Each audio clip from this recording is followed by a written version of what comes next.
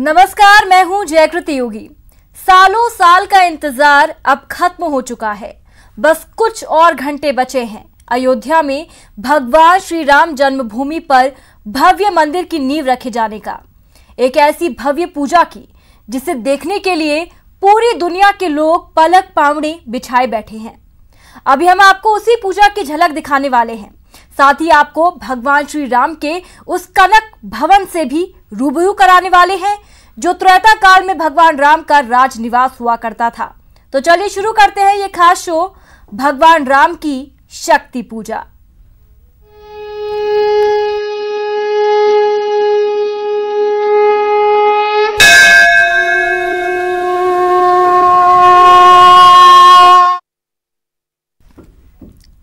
अयोध्या में भगवान श्री राम के मंदिर का शिलान्यास 5 अगस्त को होने वाला है, लेकिन उससे पहले ही आपके लिए हम वो रिपोर्ट लेकर आए हैं जिसके जरिए आप ये आसानी से समझ पाएंगे कि 5 अगस्त को अयोध्या में भगवान श्री राम की शक्ति पूजा कैसे की जाएगी।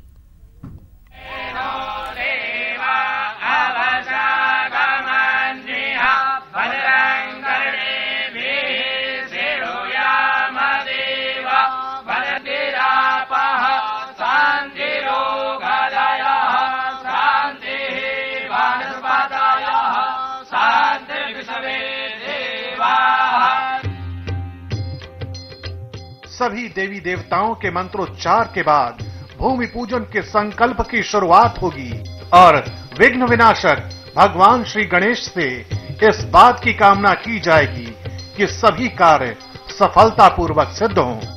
अग्निमीले पुरोहितम् यज्ञस्य देवामृतम् होतारं दधातमम् हरिः ओम माईखेतवोर्जेतवा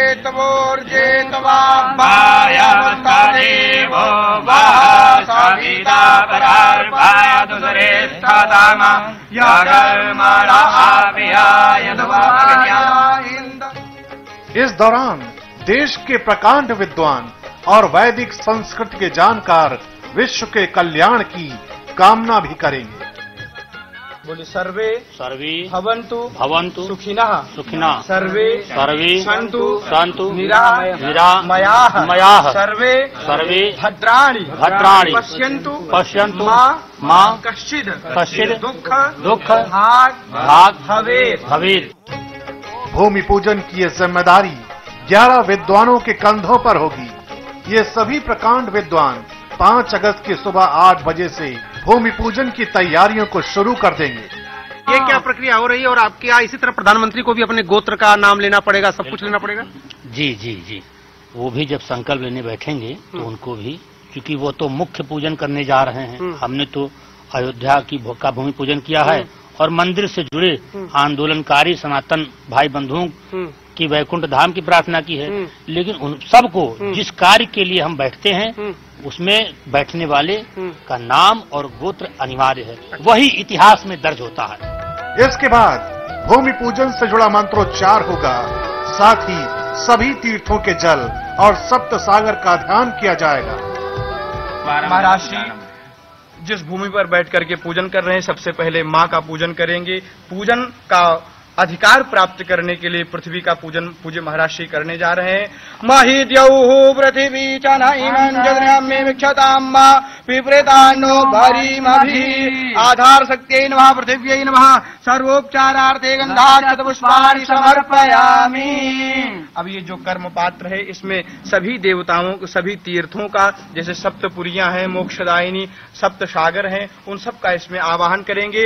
गंगायै नमः यमुनायै नमः। ये सब कुछ करने के बाद एक बार फिर भगवान श्री गणेश और माँ गौरी का आह्वान किया जाएगा।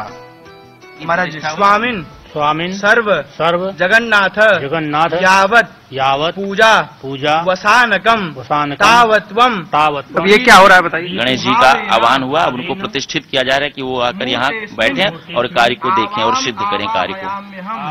आवायामी। पूजन के दौरान वस्त्र भेंट करने की भी परंपराएं हैं, लिहाजा भगवान श्री गणेश और वरुण देवता को वस्त्र भी भेंट किए जाएंगे। किसको वस्त्र दिया जा रहा है? गणेश जी महाराज जी को, गणेश जी को और वरुण देवता को। वस्त्राणि समर्पयामि वस्त्रान्ते आचमनीयं जलं समर्पयामि यज्ञोपवीतान्ते अक्षतानि समर्पयामि। भूमि पूजन की घड़ी जैसे जैसे आगे बढ़ती जाएगी वैसे वैसे अभिजीत मुहूर्त भी नजदीक आता जाएगा। आध्यात्मिक रूप से ये माना जाता है कि इसी मुहूर्त में प्रभु श्री राम का जन्म हुआ था। 5 अगस्त को हर किसी की नजर उसी मुहूर्त पर टिकी होगी जब पीएम मोदी के हाथों चांदी की शिला का पूजन होगा। चांदी की शिला के साथ साथ राम मंदिर की बुनियाद में और क्या क्या रखा जाएगा, आइए दिखाते हैं आपको।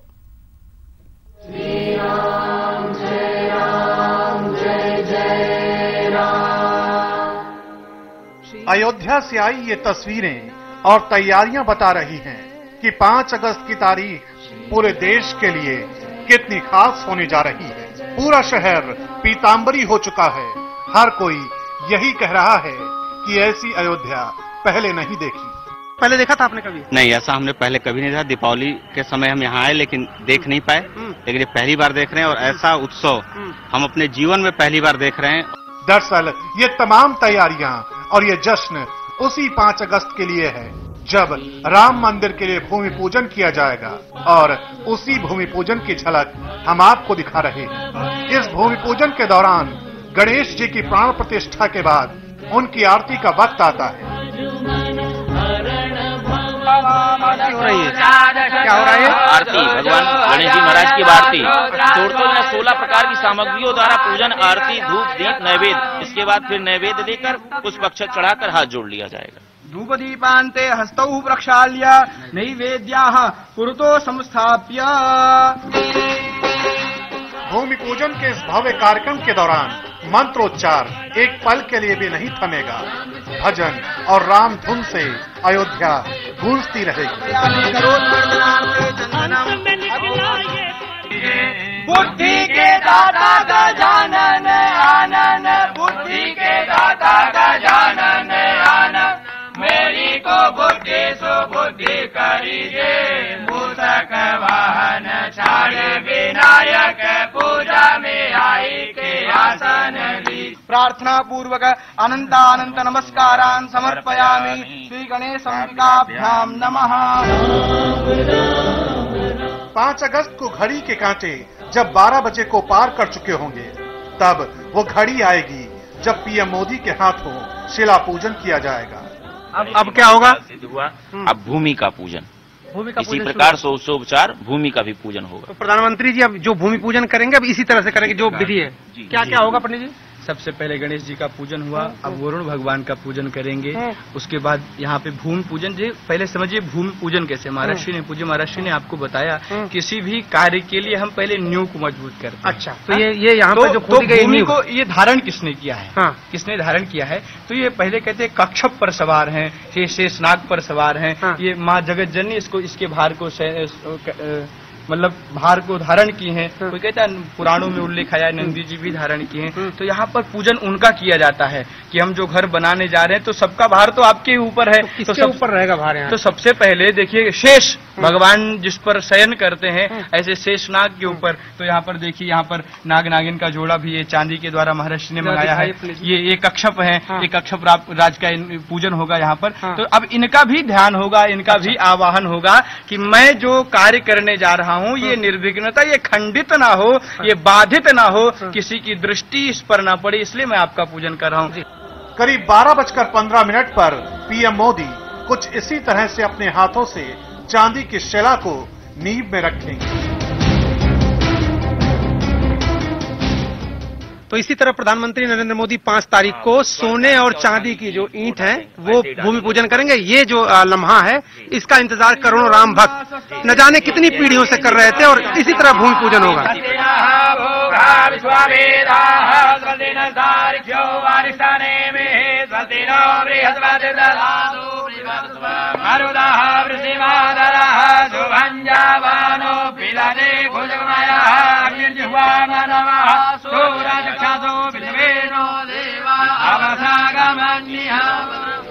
इसके बाद सभी तीर्थों से लाए गए जल से पूजन किया जाएगा। वरुण देवता को अब पृथ्वी पे डाला जाएगा। जो तीर्थों का जल आया है वो तीर्थ, ये लोटा जो है इसमें कश्यप और भगवान शेषनाग को बैठाकर दूध और लावा से पूजन करके उनको इसी पृथ्वी के अंदर ईंटे के साथ रख दिया जाएगा। सबसे पहले क्या होगा? भगवान कश्यप का पूजन जी, कश्यप और वरुण, कश्यप का और नाग नागिन का दोनों का पूजन शेषनाग स्वरूप में भगवान शेषनाग का पूजन करके धातु के पात्र में रखकर उनको भूमि में रखा जाएगा। ये नाग नागिन क्यों रखा जाता है? शेषनाग का अवतार है। शेषनाग जोड़े सहित जो है पृथ्वी का जो भार उठाए हुए हैं, इसलिए पृथ्वी के पूजन में उनका उसको स्वरूप में रखा जाए कि हमारे कार्य को सिद्ध करें। जैसे कितना वक्त लग जाएगा इसमें?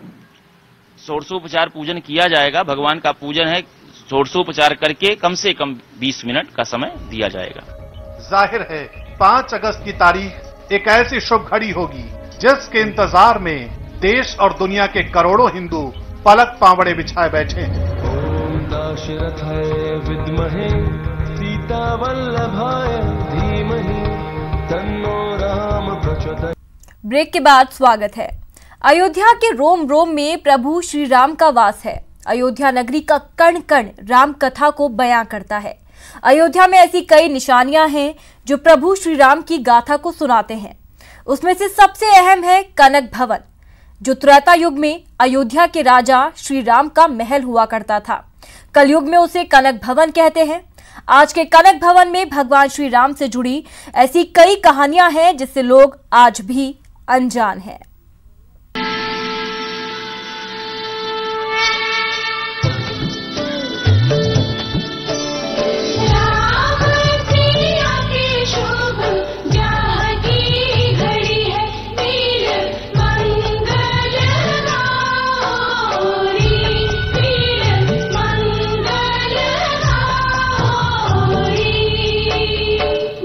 जिसके बिना अयोध्या में राम कथा अधूरी है।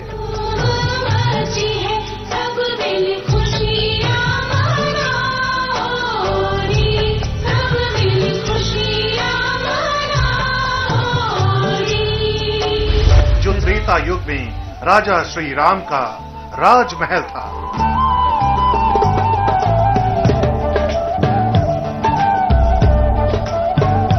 जहां आज भी विराजते हैं प्रभु श्री राम।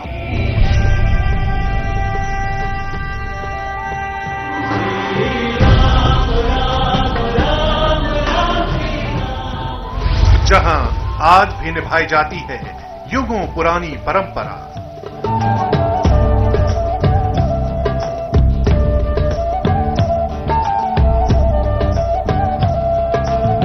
अयोध्या का कनक भवन राम कथा का एक सागर है। यहाँ जितनी डुबकी लगाओ राम भक्ति का नया मोती हाथ लगता ही है।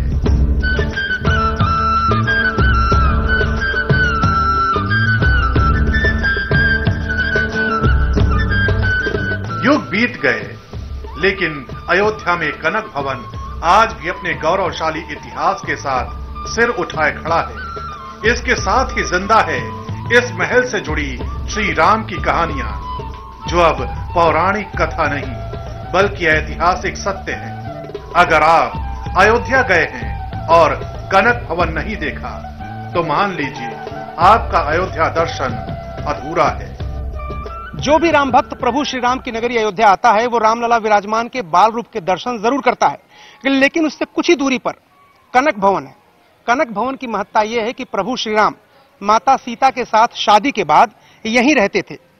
इसका इतिहास ये है कि महारानी कैकेयी ने दशरथ जी से कह के ये भवन तैयार कराया था, जो माता सीता को मुंह दिखाई के रूप में दिया गया था। और उसके बाद प्रभु श्री राम और माता सीता इसी महल में रहते थे। और यहाँ पर प्रभु श्री राम के साथ 8 सखियां थीं और माता सीता के साथ भी 8 सखियां थीं।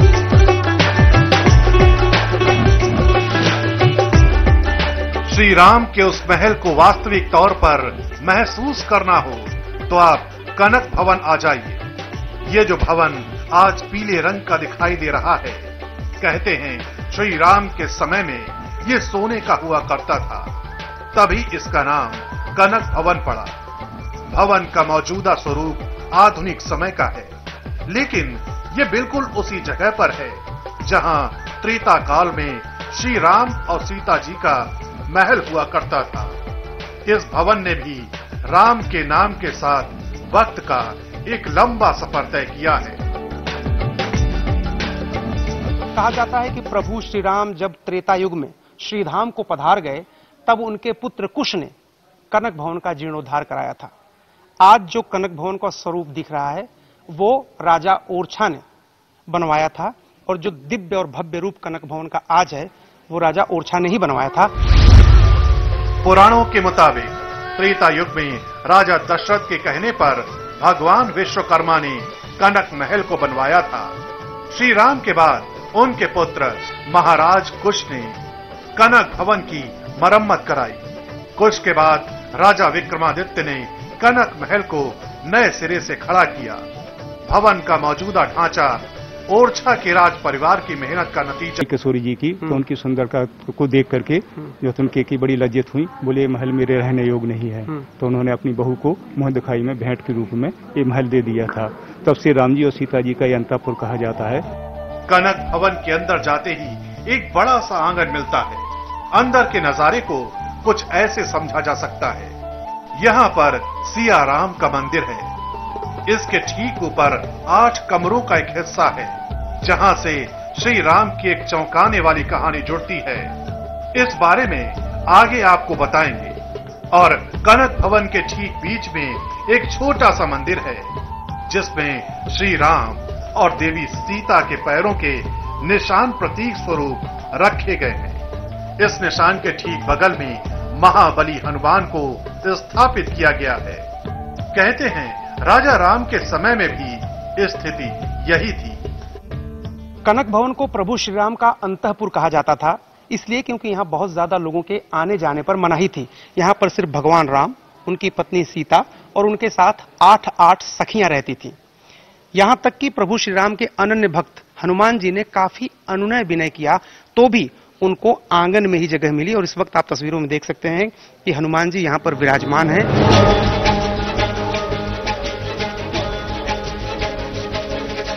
कहा जाता है कि त्रेता युग में कनक भवन श्री राम का बिल्कुल निजी स्थान था। यहाँ श्री राम सीता जी के साथ रहते थे। यहाँ आने की अनुमति किसी को नहीं थी, यहाँ तक कि लक्ष्मण, भरत और हनुमान जी को भी नहीं।